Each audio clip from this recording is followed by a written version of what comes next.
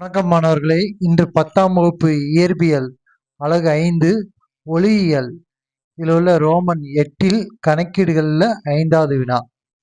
ஒருவர் 680 மீட்டர் இடைவெளியில் அமைந்துள்ள 2 செங்குத்தான சுவர்களுக்கு இடையே நிற்கிறார். 2 சுவர்களுக்கு இடையே உள்ள இடைவெளி எவ்வளோன்னு பார்த்தீங்கன்னா 680 மீட்டர்.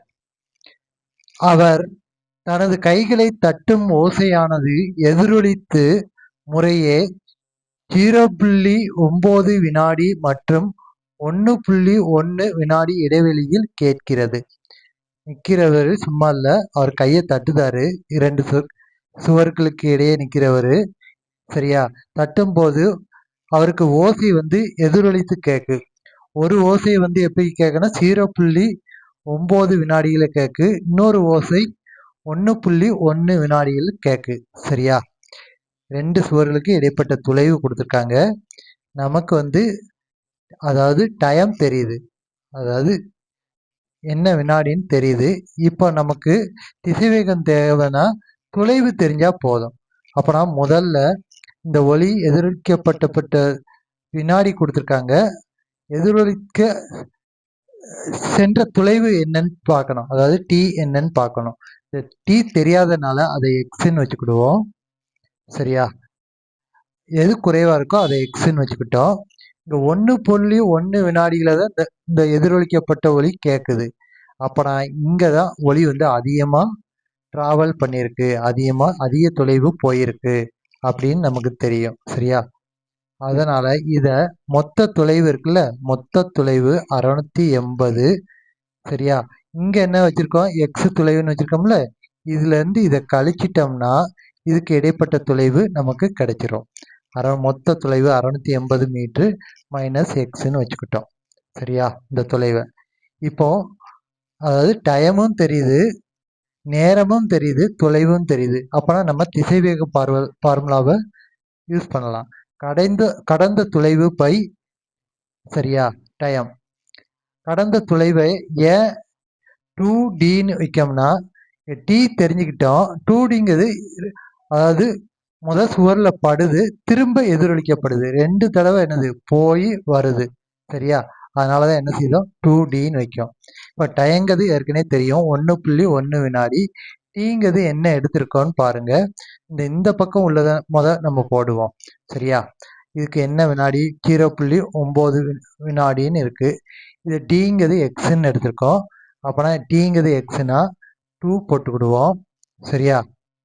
எக்ஸ் டிங்கிறது என்னது எக்ஸு, அது தெரிஞ்சுக்கிட்டோம். இப்போ திசைவேகத்தோட ஃபார்முலா v2ன்னு வச்சுக்கோங்க. இதை இந்த பக்கம் உள்ள வெலாசிட்டியை v2ன்னு வச்சுக்கோங்க. திசைவேகத்தோட ஃபார்முலா பாருங்க, 2D இன்ட்டு டீன்னு இருக்கு. நம்ம இந்த 2 அப்படியே போடுங்க. டீங்கிறது என்னதான் வச்சுருக்கோம் எக்ஸு, அது அப்படியே போடுங்க. சரியா? இந்த டி அப்படிங்கிறது 0. அதாவது நேரம்ங்கிறது 0.9 வினாடி. 0.9 போட்டுருங்க. சரியா?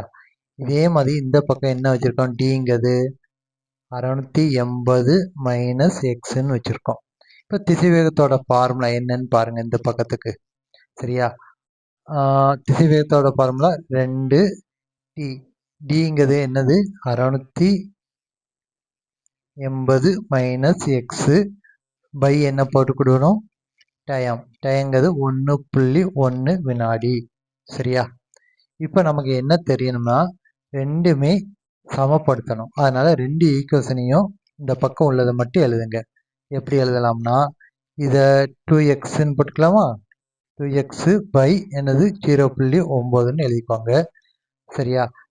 v1 ஈக்குவல் டு v2 தான், அதனால இப்படி எழுதுவோம். v1 equal to v2. அதனால இதை என்ன செய்வோம், இந்த பக்கம் உள்ளதை 2 இன்ட்டு 680 மைனஸ் எக்ஸு பை என்ன எழுதிக்கிடணும் 1.1. இப்போ நம்ம கிராஸ் மல்டிப்ளிகேஷன் பண்ணுங்க.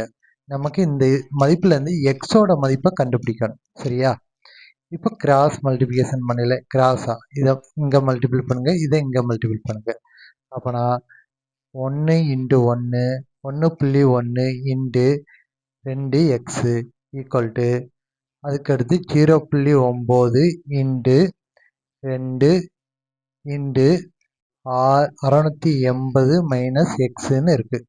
சரியா? இப்போ என்ன செய்யணும், இதை மல்டிபிள் பண்ணால் என்ன கிடைக்கும்? 1.1 2ஆல் மல்டிபிள் பண்ணுங்க. ஓ 2 2, ஓ 2 2. சரியா? அப்போனா புள்ளி ஒரு ஸ்தானம் கழிச்சு இருக்கு, புள்ளி இங்கே வச்சிடலாம். அப்போனா என்ன கிடைக்கி? 2.2. இங்கே என்ன இருக்குது? எக்ஸு. அது அப்படியே போட்டுருங்க. அதே மாதிரி இது பெருக்குங்க. 9 2 18. அப்போனா 18 1.8ன்னு எழுதிக்கோங்க. ஏன்டா ஒரு ஸ்தானம் கழிச்சு புள்ளி வைக்கணும்ல, அதனால புள்ளி வச்சாச்சு. அடுத்து என்ன இருக்குது? 680 மைனஸ் எக்ஸ்ன்னு எழுதுங்க. சரியா? இப்போ 2.2 எக்ஸை அப்படியே வச்சுக்கோங்க. இதை உள்ளே கொண்டு நம்ம பெருக்கணும். பெருக்கையில் எப்படி எழுதுவோம்? 1.8 இன்ட்டு 680. அடுத்து எக்ஸை நம்ம பெருக்கினா அதே மதிப்பு தான் வரும், மைனஸ் 1.8 எக்ஸு. சரியா? இந்த மைனஸை அப்படியே இந்த பக்கம் கொண்டு வாங்க, என்ன ஆயிரும்? ப்ளஸ் ஆயிரும். அப்போனா 1.8 x plus 2.2 x equal to 1.8 into 680. சரியா? இப்போ 1.8ஐயும் 680ஐயும் பெருக்குங்க. இது ரெண்டையும் கூட்டினா என்ன வரும்?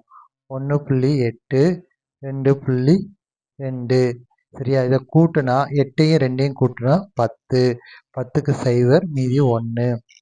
1 + 1 2, 2 + 2 4.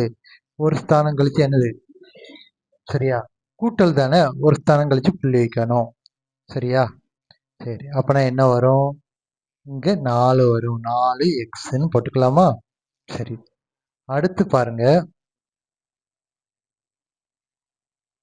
இதை நம்ம பெருக்கணும். 1.8 680 பெருக்கணும். சரியா?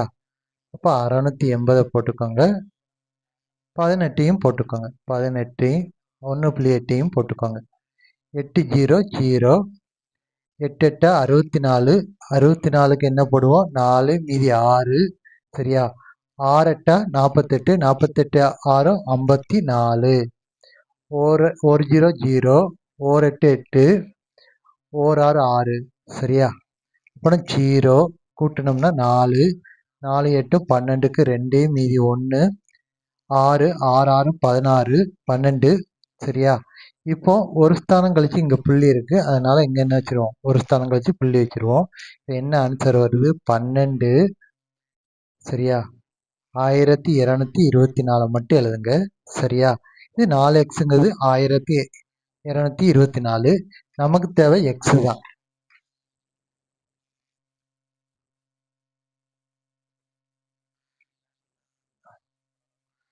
இப்போ 4xங்கிறது என்ன? 4xங்கிறது என்ன இருக்குன்னு பார்த்தீங்கன்னா 1224 இருக்கு. எக்ஸோட மதிப்பு தேவைன்னா 12 24 இதெல்லாம் பெருக்கணும். இந்த 4 இந்த பக்கம் போனுச்சுன்னா, சரியா, டிவைட் பண்ணும். அப்போனா இதை வகுக்கணும். 12 24 4ஆல் வகுக்கணும். சரியா? இப்போ 3 12 3 12 3 முன்னாங்க 12. சரியா? அப்போனா இது என்ன கிடைச்சது? 0 ஆயிரும்.